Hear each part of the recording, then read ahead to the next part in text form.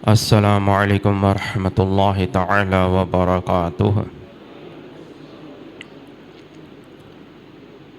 الحمد للہ رب العالمین والصلاة والسلام علی سید المرسلین، اما بعد فاعوذ باللہ من الشیطان الرجیم، بسم اللہ الرحمن الرحیم۔ وَمِنَ النَّاسِ مَن يَتَّخِذُ مِن دُونِ اللَّهِ أَندَادًا يُحِبُّونَهُمْ كَحُبِّ اللَّهِ وَالَّذِينَ آمَنُوا أَشَدُّ حُبًّا لِلَّهِ۔ آمنت باللہ، صدق اللہ مولانا العظیم۔ ان اللہ وملائکتہ یصلون علی النبی، یا ایہا الذین آمنوا صلوا علیہ وسلموا تسلیما۔ اللہم صل علی سیدنا و مولانا محمد معدن الجود والکرم وآلہ وبارک وسلم۔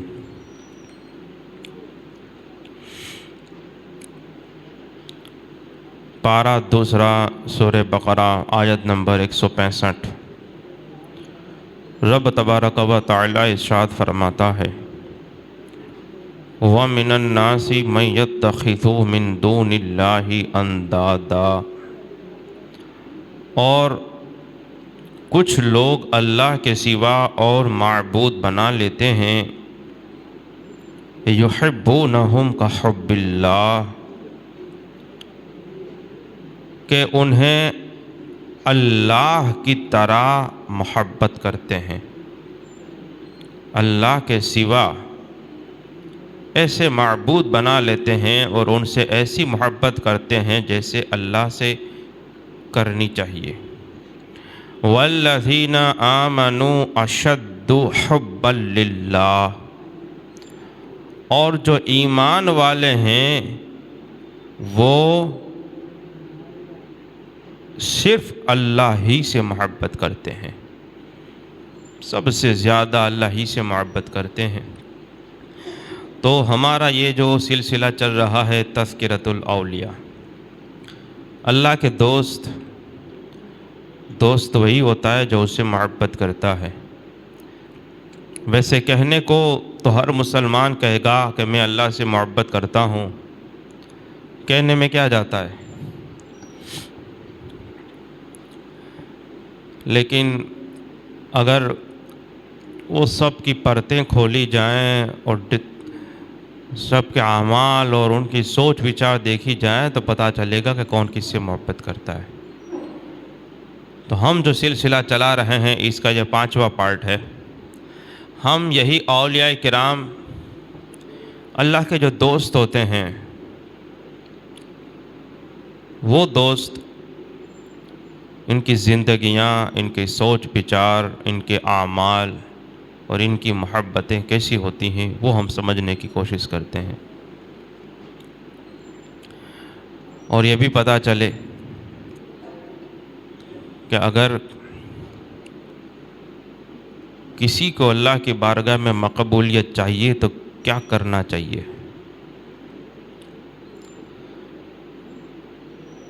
آج ہم ایک تیسری شخصیت کا ذکر کریں گے جن کا نام ہے حضرت سیدنا ابراہیم بن ادہم رحمۃ اللہ تعالی علیہ۔ ابراہیم بن ادہم یہ بلخ کے سلطان تھے، عظیم المرتبت حکمران تھے، بادشاہ تھے۔ اب بادشاہ تھے بلخ کے، لیکن کئی مرتبہ ہوتا ہے کہ جو آدمی ظاہر سے کوئی بھی کام کرتا ہو، کسی میں بھی ہو، اندر میں کچھ اور چیزیں دبی سی رہتی ہیں، جب وہ نکل آتی ہیں تو آدمی کا اوریجنل جو روپ ہے وہ نکھر آتا ہے۔ کبھی کبھی ایسا ہوتا ہے کہ آدمی باہر سے نیک لگتا ہے، اچھا لگتا ہے، اور اندر میں بہت ساری ایسی چیزیں پڑی ہوئی ہوتی ہیں جو اس کو پھر جب نکلتی ہیں تو وہ پکا شیطان بن جاتا ہے، اندر سے شیطان ہوتا ہے، منافق ٹائپ کا۔ اور کبھی کبھی ایسا ہوتا ہے کہ ظاہری طور پر یہ کبھی دنیا کے جمیلے میں ادھر ادھر لگ جاتا ہے، کسی اور گناہ میں پڑ جاتا ہے، لیکن اندر میں وہ چیزیں پڑی ہوئی ہوتی ہیں جو اس کی اصل فطرت میں ہوتا ہے۔ جب وہ باہر آتی ہے تو آدمی کہاں سے کہاں پہنچ جاتا ہے۔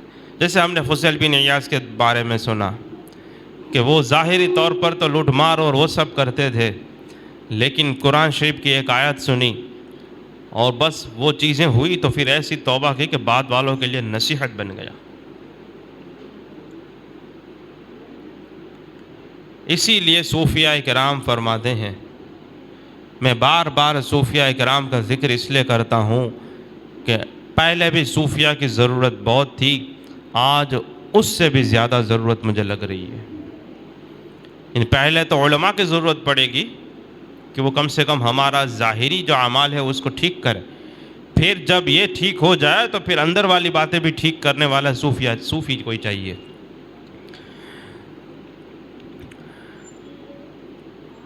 صوفیاء کرام دو جملے ارشاد فرماتے ہیں اور اس کو ذہن میں بٹھا کے رکھنا ہے۔ فرماتے ہیں ہر ولی کا ایک ماضی ہوتا ہے اور ہر گنہگار کا ایک مستقبل ہوتا ہے۔ صوفیہ فرماتے ہیں کہ ہر ولی کا ایک ماضی بھوتکار ہوتا ہے، پاسٹ ٹینس ہوتا ہے، یعنی ضروری نہیں کہ اگر کوئی بڑے سے بڑا ولی ہے تو وہ ماں کے پیٹ سے ہی ولی ہوگا، ایسا ضروری نہیں۔ ممکن ہے پہلے کے حالات اس کے کیسے ہوں، کیا کچھ پہلے کے گناہ ہوں، کیسے کیسے گناہ ہوں۔ تو فرماتے ہیں کہ ہر ولی کا ایک پاسٹ ہوتا ہے، ماضی ہوتا ہے، اور دوسرا فرماتے ہیں کہ ہر گنہگار کا ایک فیوچر ہوتا ہے۔ یعنی آج کوئی کتنا ہی بڑا گنہگار کیوں نہ ہو، اس کے پاس ایک اسکوپ رہتا ہے، ایک شکیتا رہتی ہے، اس کے پاس ایک فیوچر رہتا ہے، بھوشیہ رہتا ہے کہ اگر وہ اللہ نے اگر اس کے نصیب میں لکھا ہے تو وہ بھی ولی بن سکتا ہے۔ لہذا فرمایا جاتا ہے حدیث مبارکہ میں کہ انما الاعمال بالخواتم، اعمال کا دار و مدار خاتمے پر ہے۔ یعنی شروع میں گناہ کرتا تھا یا شروع میں نیک تھا، اس کا اعتبار نہیں کیا جائے گا، یہ اعتبار کیا جائے گا کہ اس کا اینڈنگ کیسا ہوا۔ اس کو اچھے سے سمجھ کے رکھیں، اس کو اچھے سے سمجھ کے رکھیں۔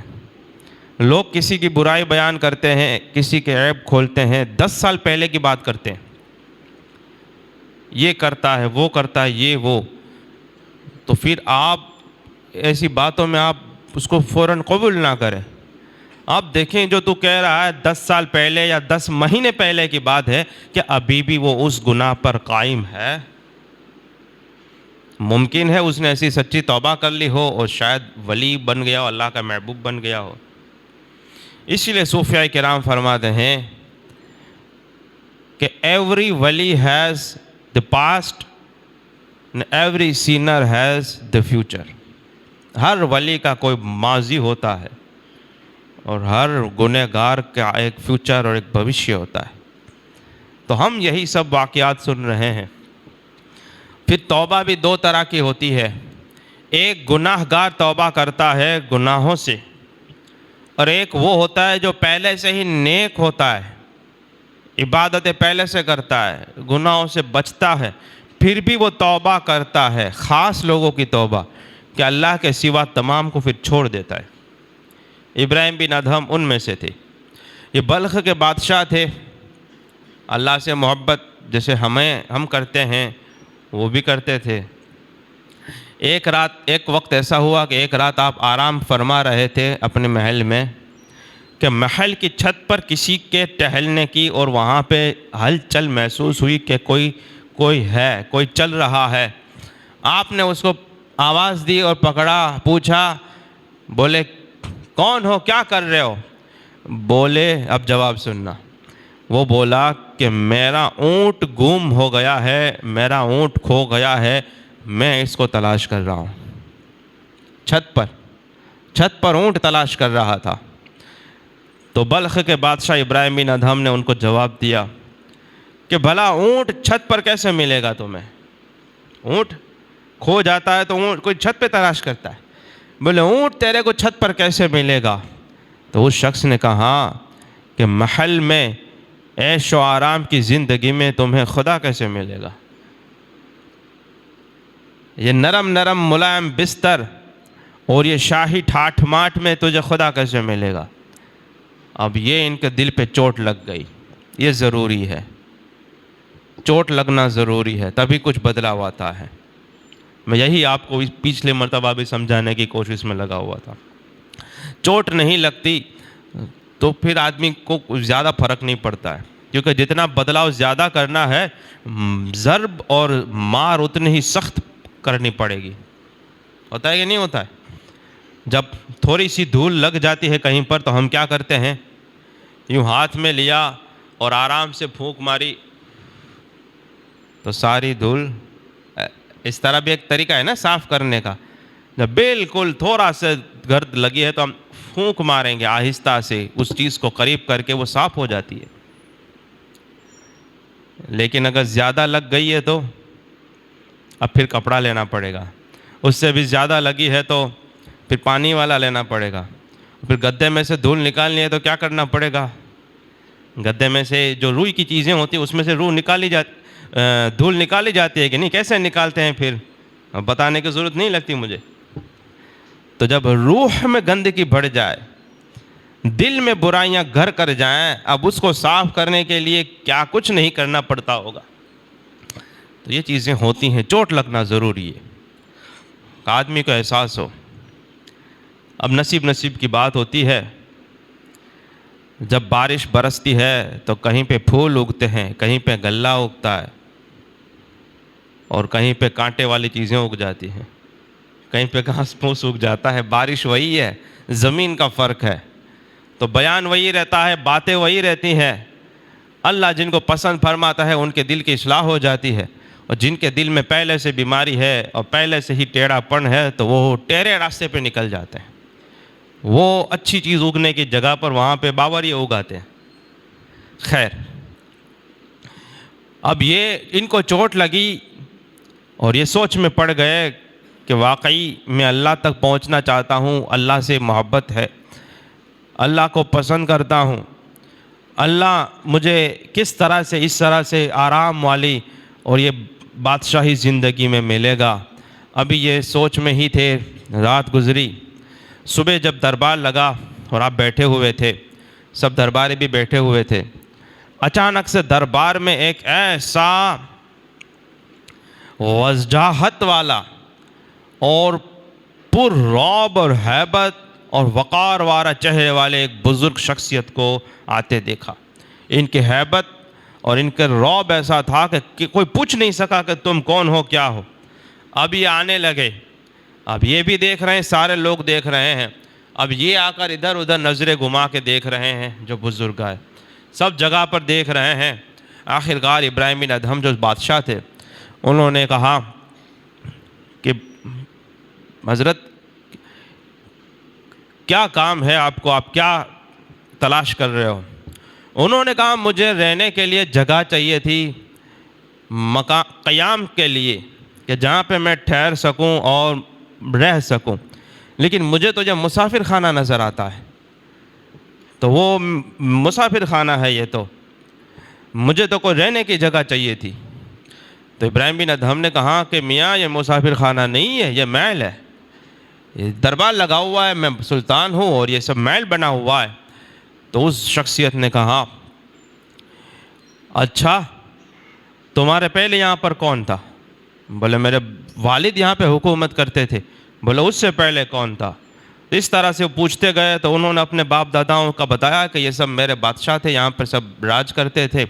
بولے تمہارے بعد کون آئے گا؟ بولے میرا بیٹا آئے گا. پھر میرے بولے اس کا بیٹا آئے گا. تو اس شخصیت نے کہا کہ بھلا بتاؤ تو جہاں پہ اتنے سارے لوگ تھوڑی تھوڑی دیر رہ کر رک کر چلے گئے ہوں، وہ مسافر خانہ نہیں ہے تو اور کیا ہے؟ مسافر خانہ نہیں ہے تو اور کیا ہے کہ جہاں پہ کچھ وقت کے لیے لوگ آتے ہیں، ٹھہرتے ہیں، چلے جاتے ہیں. قیام گاہ تو وہ ہوتی ہے جہاں پہ آدمی ہمیشہ رہتا ہے، مسافر خانہ وہ ہوتا ہے جہاں پہ آدمی تھوڑی دیر رہتا ہے۔ تو تھوڑی دیر تو رہا اس نے، اگرچہ کچھ سال رہا ہوگا لیکن چلا تو گیا نا، قیام تو نہیں ہوا اس کا، قائمی طور پر تو نہیں رہا وہ۔ اب ایک تو وہ رات والی بات ان کو دل پہ اثر کی ہوئی تھی، اب یہ دوسری چوٹ لگی، اب اچانک سے پھر وہ شخص غائب ہو گئے۔ اب یہ بھاگتے بھاگتے گئے، بولے وہ ہے کون؟ تو کہیں پہ ان کو مل گئے، ان کو پوچھا، بولے آپ ہو کون؟ بولے مجھے خضر کہتے ہیں، مجھے خضر کہتے ہیں۔ اب یہ ساری چیزیں دل دماغ میں چل رہی ہیں کہ اب میں کیا کروں۔ اب یہ مجھے محل کو مسافر خانہ بتا رہے ہیں، کہتے ہیں چھت پہ اونٹ نہیں مل سکتا تو تیرے کو یہ بادشاہی زندگی میں خدا بھی نہیں مل سکتا، اور مجھے تو خدا چاہیے، محبت سچی ہونی چاہیے۔ یہی میں نے کہا، بولنے میں کیا جاتا ہے، جب عمل کرنا پڑتا ہے دکھانا پڑتا ہے کتنی سچی ہے محبت۔ آزمائش ہوتی ہے، پریکشائیں ہوتی ہیں۔ تو جب یہ چیزیں ہوئی، اب یہی آپ اس میں تھے کہ اچانک سے ایک مرتبہ ایسا ہوا کہ آپ لشکر لے کر شکار کے لیے گئے۔ جب شکار کے لیے گئے تو کسی بھی طرح سے یہ اپنے لشکریوں سے الگ ہو گئے، جدا ہو گئے، اکیلے پڑ گئے۔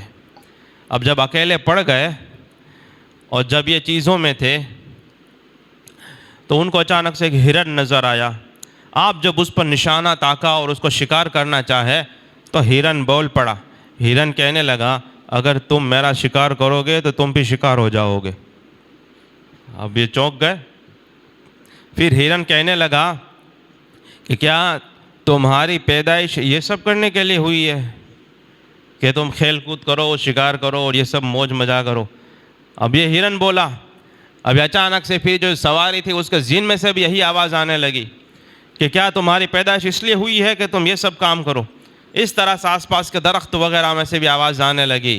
اب سمجھ گئے کہ نہیں، میری پیدائش اس لیے نہیں ہوئی ہے۔ اب پھر انہوں نے یہ طے کر لیا اور ایک ہی جھٹکے میں اپنی پوری کی پوری سلطنت، اپنی بادشاہت کو چھوڑ کر یہ اللہ کی راہ میں نکل گئے۔ اب جب نکلے ہیں وہ، جب چلے ہیں تو ایک گوفا میں آپ نے پڑاؤ کیا، ایک غار میں پہاڑی کی، وہیں پر آپ رہتے، دنوں رات عبادت کرتے، لوگوں سے سب تعلق توڑ دیے۔ جب ایسا ہوا، جب جمعہ کا دن آتا تو آپ جنگل سے کچھ لکڑیاں کاٹتے اور اس کو لا کر شہر میں آ کر اس کو بیچتے، اور جو اس سے نفع جو ملتا پیسہ اس کے آدھا تو خیرات کر دیتے، بانٹ دیتے، اور باقی آدھے سے کچھ روٹیاں خریدتے، جمعہ کی نماز ادا کرتے اور واپس غار میں چلے جاتے، اور پھر وہی ایک ہفتہ نکال دیتے کچھ روٹیوں کے ساتھ۔ اسی طرح آپ نے تقریباً 9 سال تک اسی طرح عبادت اور ریاضت کی۔ یہ ہوتی ہے محبت، اور اللہ کے دوست ایسے ہوتے ہیں۔ اب جب یہ ہوا، پھر دھیرے دھیرے اب 9 سال گزرے تو پھر لوگوں کو دھیرے دھیرے پتہ چلنے لگا، لوگ زیارت کے لیے آنے لگے۔ اب برکتیں سب کو چاہیے، اب دیکھنے کے لیے، دیدار کے لیے، زیارت کے لیے آنے لگے، برکتوں کے لیے آنے لگے۔ بولے اللہ کا محبوب رہتا ہے، اللہ کا دوست رہتا ہے، چلو جاتے ہیں، یہ کرتے ہیں، وہ کرتے ہیں۔ اب جب یہ کرنے لگے تو اللہ والوں کی ایک یہ بھی شان ہوتی ہے کہ یہ بھیڑ بھاڑ اور اپنی شہرت سے گھبراتے ہیں، وہ بھاگ جاتے ہیں۔ انہوں نے بھی یہی کیا۔ جب لوگوں کا آنا جانا شروع ہوا اور ان کو لگا، لوگوں کو پتہ چلنے لگا کہ یہاں پر کوئی ہے اللہ کا بندہ، اللہ کا ولی، تو انہوں نے پھر اس غار کو چھوڑ کر مکہ شریف کی طرف نکل گئے، حرم میں چلے گئے، اور مکہ میں سکونت اختیار کر لی، وہیں پر آپ رہنے لگے۔ اور جب آپ اپنے شہر سے نکلے تھے ملک بلخ کو چھوڑ کر، اس وقت ایک چھوٹا سا بچہ تھا آپ کا۔ جب یہ بڑا ہوا تو اس نے گھر والوں سے پوچھا کہ میرے والد کون ہیں، کہاں ہیں؟ تو ان کی ماں نے بتایا کہ وہ تو اس طرح سے چھوڑ کر چلے گئے ہیں اور یہ مکے میں ابھی رہتے ہیں، ایسی ہمیں خبر ہے۔ تو اس بچے نے اعلان کروایا، بڑا ہو گیا تھا، جوان ہو گیا تھا، بولے میں حج کے لیے جانے والا ہوں مکہ شریف، اپنے والد اور اللہ کے ولی، اللہ کے دوست کی زیارت کے لیے، جو میرے والد بھی ہوتے ہیں، جس کو حج کے لیے چلنا ہو میرے ساتھ چلے، راستے کے سارے اخراجات اور سارا کچھ خرچہ میں کروں گا۔ تو اس طرح سے دیکھتے دیکھتے تقریباً 4000 لوگوں نے اس سفر حج میں شرکت کی، سارے کا خرچہ انہوں نے اٹھایا۔ جب وہاں پہنچے وہاں پہنچ کر اس لڑکے نے پوچھا کہ یہ کون ہے ابراہیم بن ادہم، کہاں ہیں؟ دیکھا تو کبھی تھا نہیں۔ تو لوگوں نے بتایا کہ یہ تو بہت بڑے پہنچے ہوئے ہیں اور ہمارے مرشد ہیں، یہ ہیں وہ ہیں۔ بولے ابھی، بولے ایسے تو نہیں ملیں گے آپ کو، جنگل کی طرف گئے۔ اب یہ جنگل میں گئے، جنگل میں گئے، ایک بڑے شخص کو دیکھا، لکڑیاں کاٹ کر سر پر اٹھا کر وہ آ رہے تھے۔ بیٹے نے دیکھا، بولے لگتے وہی ہیں، وہی لگتے ہیں، لیکن بولے اگر میں بات شروع کیا اور ان کو پتہ چلا کہ میرا بیٹا یہاں آ گیا ہے تو پھر یہ فرار ہو جائیں گے، کیونکہ گھر سے بھاگ گئے، یہاں سے بھی مجھے دیکھ کر نکل جائیں گے۔ پھر اب وہ کچھ بولے نہیں، زیارت کی۔ اب اندر سے وہ جو محبت کا سمندر وہ ٹھاٹھے مار رہا ہے، اب کب وہ قابو کر کے کنٹرول کر کے بیٹھے رہے۔ ابراہیم بن ادہم اپنے مریدوں اور اپنے شاگردوں کو سکھاتے تھے کہ کسی بھی عورت پر، غیر محرم عورت پر، اور کسی بھی بغیر داڑھی والے لڑکے پر تمہاری نظر نہیں پڑنی چاہیے، خاص کر کے جب وہ حج کے موقع پر مکے میں آئیں، کعبہ شریف کا طواف کرتے ہوں، تب خاص بچ کے رہنا کہ اس وقت عورتیں اور بچے سب آتے ہیں۔ اب یہ ہوا حج کے موسم میں آپ طواف کریں، وہیں آپ کے لڑکے پر آپ کی نظر پڑ گئی اور آپ لوگوں کو سکھاتے تھے، لیکن آپ کی نظر اس پہ جم گئی۔ تو آپ کے ماننے والوں نے دیکھ لیا، بعد میں پوچھا کہ آپ تو سکھاتے تھے کہ بغیر داڑھی والے لڑکے پر، بہرش لڑکے پر نظر نہیں ڈالنی ہے، نہیں جمانی، اور یہ کیا بات ہوئی کہ ایک لڑکے پر آپ کی نظریں جم گئی؟ انہوں نے کہا کہ آپ کو پتہ ہے میں جب نکلا تھا تو ایک چھوٹے بچے کو، میرا جو اپنا بچہ تھا، اس کو چھوڑ کر آیا، اور مجھے یقین ہے کہ یہ وہی بچہ ہے، اس میں میں اپنی وہ پہچان رہا ہوں کہ وہ وہی بچہ ہے، اس لیے میں اس کو دیکھ رہا تھا۔ اب یہ چیزیں ہوئی تو پھر آپ کے کچھ مرید گئے، بلخ کا جو قافلہ آیا تھا حج کے لیے، وہاں کیمپ میں گئے، تو وہاں آپ کا بیٹا کرسی پر بیٹھے بیٹھے قرآن شریف کی تلاوت کر رہا تھا۔ وہاں جا کر سلام دعا ہوا، پوچھا کہ آپ کے والد کون ہیں؟ وہ رونے لگا، بولے میں نے والد کو کبھی دیکھا نہیں، وہ ابراہیم بن ادہم ہے، لیکن مجھے یہ ڈر ہے کہ اگر میں ان کے سامنے گیا تو پھر یہ ہمیں دیکھ کر ہی بھاگ جائیں گے، کیونکہ جو اللہ سے محبت کرتا ہے پھر وہ کسی اور سے محبت نہیں کر سکتا ہے۔ محبت ایک سے ہوتی ہے نا، ہر کسی سے جو محبت کا دعویٰ کرے تو پھر وہ اپنے دعوے میں جھوٹا ہوتا ہے۔ کسی سچی محبت کسی ایک سے ہوتی ہے، اور اگر وہ دکھاوا کرتا ہے تو پھر وہ منافق ہے، کہ ہر کسی سے وہ محبت کا دکھاوا کرتا ہے۔ ہاں، ریلیشن اور سب سے تعلقات وہ الگ چیز ہوتی ہے کہ آدمی رکھتا ہے، لیکن جو سچی جو لگن اور طلب جو ہوتی ہے، جو محبت، وہ ایک سے ہی ہوتی ہے۔ اب یہ کعبہ شریف میں حرم میں بیٹھے ہوئے تھے کہ یہ سب آئے، ان پورا قافلہ، ان کی ماں ابراہیم بن ادہم کی زوجہ اور ان کا بیٹا سب آئے۔ آپ نے دیکھ لیا، جب بیٹا آیا، قریب آیا اور لوگوں نے پہچان کروائی ایک دوسرے کی، دونوں باپ بیٹے گلے ملے، بہت رویا، بہت روئے، اور پھر جب الگ ہوئے بیٹھے، اور باپ نے کیا پوچھا؟ باپ ابراہیم بن ادہم نے اپنے بیٹے سے پوچھا جو ہر باپ کے لیے ضروری ہے، اس کو پوچھا کہ بیٹا تمہارا دین کیا ہے؟ بولے اسلام۔ بولے اچھا، اللہ۔ فرمایا کہ تم نے کیا قرآن پڑھا؟ بولے ہاں میں نے قرآن شریف پڑھا ہے۔ کہاں کیا اس کے سوا کچھ اور بھی پڑھا ہے، کچھ اور بھی علم حاصل کیا ہے کہ اتنا ہی؟ بولے نہیں، مجھے اور بھی بہت کچھ علوم حاصل کیے میں نے۔ بولے چلو اللہ کا شکر ہے کہ میرا بیٹا دین اسلام پر ہے اور یہ قرآن کی تعلیم بھی حاصل کی ہے اور اس پر عمل کر رہا ہے۔ یہ باپ کی ذمہ داری ہوتی ہے کہ وہ اپنے بیٹوں سے پوچھے کہ یہ کیا ہے۔ اب جہاں پہ خود باپ پٹاخے دیتا ہو وہاں پہ وہ کیا پوچھے گا؟ اس کو تو پہلے اپنے ایمان کا چیک کرنا ضروری ہے کہ وہ کس دین پر ہے۔ خیر، یہ چیزیں ہوئی، اب پھر آپ اٹھ کے جانے لگے تو بیوی بچے نے، وہ سب نے کہا بیٹھو بیٹھو، اب اتنے سالوں کے بعد ملاقات ہو رہی ہے اور یہ اٹھ کے جا رہے ہیں۔ بولے بیٹھو بیٹھو، اور اصرار کرنے لگے۔ آپ نے آسمان کی طرف دیکھا اور کہا اللہم اغثنی، اے اللہ میری مدد فرما۔ کیا دعا مانگی؟ اے اللہ میری مدد فرما۔ ابھی یہ دعا مانگی ہی تھی کہ ان کا جو جوان بیٹا تھا وہ گرا اور ان کا انتقال ہو گیا۔ پھر بعد میں لوگوں نے پوچھا کہ یہ کیا تھا؟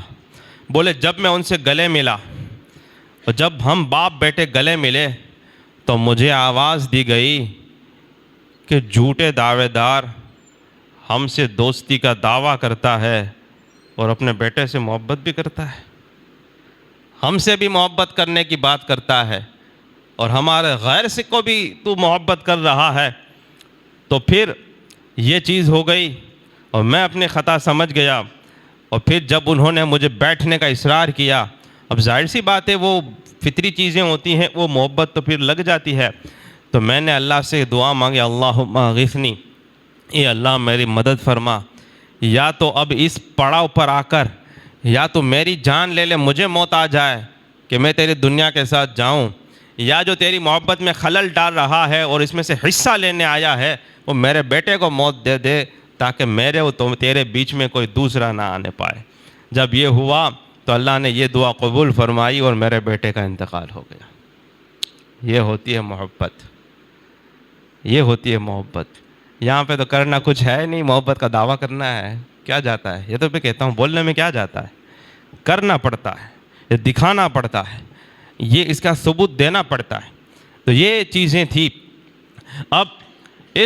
اب دیکھو، ایک آدمی آیا آپ کے پاس، نصیحت کر لینے کے لیے لوگ آتے تھے۔ اس زمانے میں لوگ کسی کو بڑا سمجھ کے اس کے پاس پوچھتے تھے کہ یہ کیسے ہوتا ہے، وہ کیسے، اور نصیحتیں واعظ وہ سنتے تھے، ایسا نہیں کہ وہ ان کو سکھاتے تھے۔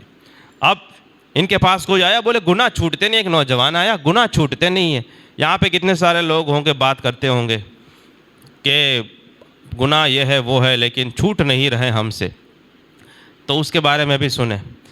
وہ ابراہیم بن ادھم سے عرض کیا کہ گناہ چھوٹ نہیں رہے ہیں، کوئی ایسا طریقہ بتاؤ کہ اللہ کی نافرمانی سے ہم بچ جائیں اور ہم سے گناہ نہ ہو پائیں۔ آپ لوگ سننے کے لیے تیار ہیں؟ تیار ہیں؟ یہ اللہ کے دوست کیسے ہوتے ہیں، ان کی بیان اور ان کی واعظ و نصیحت بھی ایسے ہی پر تاثیر ہوتی ہے، سچی ہوتی ہے نا، کیونکہ وہ وہی بولتے ہیں کہ جو حقیقت ہوتی ہے وہ جو دل میں ہوتا ہے۔ مومن کی زبان یہ دل کی پیروی کرتی ہے، مومن وہ بولتا ہے جو دل میں ہوتا ہے، اور منافق کا دل یہ زبان کی پیروی کرتا ہے۔ وہ پہلے بول لیتا ہے، جو من میں بولتا ہے، پھر اس کا دل اس کے پیچھے پیچھے لگتا ہے، جو بول گیا وہ اس کے پیچھے لگتا ہے، جبکہ مومن کے دل میں جو چیزیں ہوتی ہیں، کم بولتا ہے لیکن سچ بولتا ہے۔ تو ابراہیم بن ادھم کو پوچھا گیا، اسی لیے ان کی باتوں میں تاثیر ہوتی ہے۔ وہ نوجوان کہہ رہا ہے کہ گناہ مجھ سے چھوٹ نہیں رہے، کوشش کرتا ہوں، توبہ کرتا ہوں، ٹوٹ جاتی ہے، کیا معاملہ ہے، کیسا کروں؟ ابراہیم بن ادھم نے کہا بہت آسان ہے، آپ سننے کے لیے تیار ہیں؟ گناہ کیسے چھوڑتے ہیں اچھے سے سمجھ لیں، یہ زندگی بھر کام آئے گا انشاءاللہ۔ انہوں نے کہا آسان ہے، جب تمہیں اللہ کا گناہ، اللہ کی نافرمانی کرنے کا جی چاہے، اور جب تم ارادہ بنا لو کہ مجھے اب اللہ کی نافرمانی کرنی ہے، کوئی بھی حرام کام جو بھی ہے وہ مجھے کرنا ہے، جب یہ ہو جاؤ اللہ کا رزق کھانا بند کر دو۔ جب اللہ کی نافرمانی کرنی ہے، جب شیٹھیے سے غداری کرنی ہے، تو پھر شیٹھیے سے پگار نہیں لیا جاتا۔ سمجھ میں آئی کہ نہیں آئی بات؟ جب ہمیں پتہ ہی ہے کہ ہم اس سے پھر اس سے تو پھر نوکری چھوڑ دیتے ہیں نا، پھر آدمی چھوڑ دیتا ہے۔ تو یہ کہتے ہیں کہ جب تمہیں نافرمانی کرنی ہے رب کی، تو پھر اس کے روزی کھانا بند کر دو۔ وہ نوجوان کہتا ہے کہ یہ تو کیسے ہو سکتا ہے، کیونکہ کھانا پینا اور یہ جو سانس ہے، ہوا ہے، زندگی ہے، سب تو اسی کا ہے نا، وہ سب روزی میں آتا ہے۔ اب کیسے؟ تو بولے یہ تو نہیں ہو سکتا۔ بولے اچھا ایک دوسرا کام کرو، اگر آپ روزی نہیں چھوڑ سکتے اللہ کی، جب اللہ کی نافرمانی کرنی ہو، گناہ کرنا ہو، تو اللہ کا جو ملک ہے، جہاں تک اللہ کی ملکیت ہے، اس سے باہر نکل کے کرو۔ آ رہا ہے سمجھ میں؟ پہلا روزی چھوڑ دو، جو کھا رہے ہو، پی رہے ہو، سانس لے رہے ہو، چھوڑ دو، کیونکہ اللہ کی نافرمانی کرنی، وہ ساری چیزیں اللہ کی۔ اور یہ نہیں کر سکتے تو جو اللہ کی حد ہے، جہاں تک اس کی ملکیت ہے، جہاں تک اس کی مملکت ہے، جہاں تک اللہ کی بادشاہت ہے، وہ ساری باؤنڈری کو چھوڑ کے چلے جاؤ۔ جیسے کچھ لوگ کرتے ہیں دنیا میں، ایک ملک کا قانون توڑنا ہوتا ہے تو دوسرے ملک میں وہ چلے جاتے ہیں تاکہ اس کے قانون میں نہ پکڑے جائیں۔ اب یہاں سے نکل جاؤ، اس نے کہا کہ سب کچھ ہی تو اللہ کا ہے، ساری ملکیت اور مملکت سب اسی کا ہے، اس کے ملک کو چھوڑ کر کہاں جا سکتا ہوں؟ بولے یہ بھی نہیں ہو سکتا تجھ سے؟ تو بولے نا، تو بولے تیسرا کام یہ کرو، تیسرا کام آپ یہ کرو کہ اس کی روزی چھوڑ نہیں سکتے، اس کے ملک سے باہر نکل نہیں سکتے تو پھر ایسی جگہ جا کر گناہ کرو جہاں اللہ تمہیں نہ دیکھ سکے، پھر کرو۔ اب یہ اور پریشان ہوا، بولے یہ کیسے ممکن کہ وہ نہ دیکھ سکے؟ وہ تو دلوں کے رازوں کو اور جو آدمی کے خیال جو آتے ہیں وسوسوں سے بھی وہ تو واقف ہے، اور جو کرنے والا ہے آئندہ اس سے بھی واقف ہے، جس کو آدمی کو خود پتہ نہیں ہوتا ہے کہ آگے چل کر وہ کیا کرے گا، وہ باخبر بادشاہ۔ یہ تینوں تو نہیں ہو سکتا۔ سمجھ میں آ رہی ہے بات ہے؟ یعنی اللہ کی روزی بھی کھانی ہے، اللہ کی نافرمانی بھی کرنی ہے، اللہ کے ملک میں بھی رہنا ہے، اسی کی نافرمانی کرنی ہے، اللہ کے وہ علم اور ان کی نظر کے سامنے بھی کرنا ہے اور نافرمانی بھی کرنی ہے۔ تو تینوں تو نہیں ہو سکتے۔ تو ابراہیم بن ادہم نے کہا کہ اگر یہ تین نہیں ہو سکتے تو ایک چوتھی چیز بھی ہے۔ بولے کیا ہے؟ بولے یہ ہے کہ تم گناہ کرتے رہو، جو جیسے ہو، جیسے سب بیٹھے ہوئے سن رہے ہیں، جو کرتے ہو من میں آئے، اچھا ہو برا ہو، سمجھتے ہو نہ سمجھتے ہو۔ کبھی آدمی سمجھتا ہے کہ گناہ ہے پھر بھی کرتا ہے، کبھی اسے پتہ ہی نہیں ہوتا گناہ ہے پھر بھی کرتا ہے، کرتے رہو کرتے۔ ابراہیم بن ادہم نے کہا جب موت کا فرشتہ تیری روح لینے کے لیے آئے، اسے کہنا بھائی تھوڑی دیر 5-10 منٹ رک جا، میں توبہ استغفار کر لوں، گناہوں سے توبہ کر لوں، پھر میری جان لے کے جانا۔ بولے ایسا کیسے ہو سکتا ہے؟ جب وہ آئے گا تو اس کو تھوڑی کوئی روک سکتا ہے، وہ تو پھٹک کر کے لے جائے گا۔ اور وہ تو بولے تو موت کے فرشتے کو نہیں روک سکتے؟ بولے نہ، ایسا تو ممکن نہیں۔ بولے یہ راستہ بھی ہے کہ موت کے فرشتے کو ٹھہرا دو تھوڑی دیر کے لیے کہ بھائی 2 دن رک جا، میں جتنا کیا ہے پاپ اس کو میں دھو ڈالوں۔ اور بولے یہ نہیں ہو سکتا۔ ابراہیم بن ادہم نے کہا 5ویں چیز بھی ہے۔ بولے کیا ہے؟ بولے وہ یہ ہے کہ موت کے فرشتے کو تو نہیں روک سکے، 5ویں چیز یہ ہے کہ جب قبر میں منکر نکیر آئے، تیرے قبر میں آنا چاہیں، ان کو قبر میں مت آنے دینا، کیونکہ وہ آگ کا ہتھوڑا لے کر آئیں گے، نہیں آئے گا تو پوری آگ سے وہ بھر دیں گے۔ بولے اس کو قبر میں انٹری نہیں ہونے دینا۔ اب بولے یہ تو کیسے ہو سکتا ہے، اس کو کیسے میں روک سکتا؟ میں خود مردہ ہو گیا، اب کیا زندہ ہے تو بھی آدمی فرشتے کا کچھ نہیں کر سکتا ہے۔ بولے یہ تو نہیں ہو سکتا ہے۔ اب یہ 5 چیزیں نہیں ہو سکتی ہے۔ بولے ایک چھٹی آخری چیز بھی ہے، تیرے پاس آپشن ہے گناہ کرنے کے لیے۔ بولے کیا ہے؟ بولے اللہ کی روزی نہیں چھوڑ سکتا، اللہ کی ملکیت سے باہر نہیں نکل سکتا، اللہ نہ دیکھ سکے ایسی جگہ نہیں جا سکتا، موت کے فرشتے کو نہیں رکوا سکتا، منکر نکیر کی انٹری کو بند نہیں کر سکتا۔ چھٹی چیز ہے قیامت کے دن جب فیصلہ ہو اور جب یہ سنایا جائے کہ تجھے جہنم میں جانا ہے تو نہ بول دینا کہ میں نہیں جاتا، میں نہیں جاؤں گا دوزخ میں، ایسا بول دینا۔ بولے یار یہ تو کچھ بھی نہیں ہو سکتا۔ تو بولے جب تجھ سے کچھ نہیں ہو سکتا ہے تو پھر کیوں گناہ کرتا ہے؟ اگر یہ 6 میں سے کسی پر عمل کر سکتا ہے تو پھر نافرمانی رب کی کر، اور اگر نہیں ہو سکتا ہے تو پھر ایسا رزق اور اللہ کی نافرمانی کیوں کرنی چاہیے کہ اللہ کے سامنے بولے کتنا وہ بے شرم اور بے وفا اور کیسا یہ بدترین نافرمان بندہ ہے کہ اللہ کے ملک میں رہے، اللہ کی روزی کھائے، اسی کی روزی کی طاقت سے اللہ ہی کے سامنے وہ اللہ ہی کی نافرمانی کرے۔ نہ وہ فرشتے کو، موت کے فرشتے کو روک سکتا ہے، نہ قبر والوں کو روک سکتا ہے، نہ دوزخ میں جانے کا فیصلہ ہو تو وہ رکوا سکتا، نہ بول سکتا ہے۔ تو پھر طریقہ کیا رہا؟ جب نوجوان نے اتنا سنا، دل پہ اتنا اثر ہوا اور ایسی گہری چوٹ لگی کہ وہ وہیں بے ہوش ہوا اور اس کی روح یہ جسم سے نکل گئی، یہ کامیاب ہو گیا۔ آئی بات سمجھ میں؟ اسی طرح آخری باتیں کافی ساری ہیں کہ ابراہیم بن ادہم سے پوچھا گیا کہ ہماری دعائیں قبول کیوں نہیں ہو رہی؟ آج بھی لوگ مطلب ایک مان ہی لیا ہے کہ ہماری دعائیں قبول نہیں ہوتی ہیں۔ ابراہیم بن ادہم نے کہا کہ تم اللہ کو مانتے ہو لیکن اللہ ہی کی نافرمانی کرتے ہو، تم قرآن اور رسول کو مانتے ہو لیکن قرآن اور رسول کے احکام پر عمل نہیں کرتے، بلکہ اسی طرح تم جنت کو مانتے ہو، جنت میں جانے کی تیاری نہیں کرتے، دوزخ کو مانتے ہو، دوزخ کے بچنے کی کوشش نہیں کرتے، اسی طرح شیطان کو دشمن تو کہتے ہو لیکن شیطان سے دشمنی نہیں کرتے، وہاں تم مست سانٹھ گھانٹ اور دوستیاں کر کے بیٹھے ہوئے ہو، اسی طرح تم میں ہزاروں عیب ہیں لیکن اپنے عیبوں کو چھوڑ کر کسی اور کے عیبوں ڈھونڈنے میں اور اس کو اچھالنے میں لگے ہوئے ہو۔ انیہ نہ تو ایک واقعہ اپنا 18 جس کے 18 واقعے ہوتے ہیں وہ کسی کا ایک واقعہ ڈھونڈنے کے لیے پوری زندگی اور سارا خرچہ کرتا ہے۔ تو بولے ایک خود میں اتنے عیب، پھر بھی اس کو سدھارنے کے بجائے دوسرے کے عیبوں کے پیچھے لگے ہوئے ہو۔ جب اتنا کچھ کرو گے، پھر اللہ کی روزی کھاتے ہو اور پھر اللہ کے سامنے ہی نافرمانی کرتے ہو اور پھر کہتے ہو کہ دعائیں قبول نہیں ہوتی، تمہاری دعائیں کیسے قبول ہوگی؟ کچھ ہونا ہے، کچھ دعائیں قبول ہونے جیسا؟ وہ تو رب کا کرم ہے کہ وہ پھر بھی لاج رکھ لیتا ہے اور کئی ساری باتیں آدمی کی پھر ان کی تمنائیں پوری ہو جاتی ہیں۔ لیکن یہ پراپر وے نہیں ہے، یہ صحیح وے نہیں ہے، یہ اچھے بندے کی نشانیاں نہیں ہے۔ یہ مومن جو ہوتا ہے محبت کرنے والا، وہ اپنے محبوب سے بے وفائی نہیں کر سکتا ہے، وہ ان کی باتیں مانا کرتا ہے۔ اللہ تعالیٰ مجھے اور آپ کو وہ سچی محبت عطا فرمائے اور ان بزرگان دین، اولیاء کاملین اور ابراہیم بن ادہم، فضیل بن عیاض اور ان کے جیسے دوسرے اولیاء کرام کی سچی محبت، ان کی زندگیوں سے جو سبق ملتا ہے، اللہ تعالیٰ ہمیں بھی ان پر کچھ نہ کچھ عمل کرنے کی توفیق عطا فرمائے۔ السلام